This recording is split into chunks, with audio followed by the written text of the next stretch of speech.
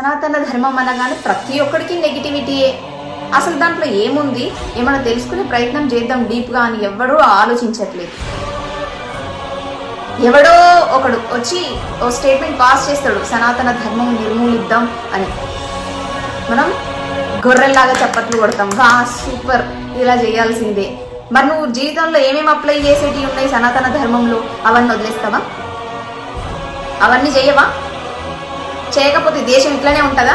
భారతదేశం అని ప్రపంచ దేశాలన్నీ చేతులెత్తి మొక్కుతున్నాయి కదా, అది అలాగే ఉంటుంది అనుకుంటున్నారా? అవును, హిందువుల్లో ఒక యూనిటీ ఎందుకు ఉండదో నాకు అర్థం కాదు.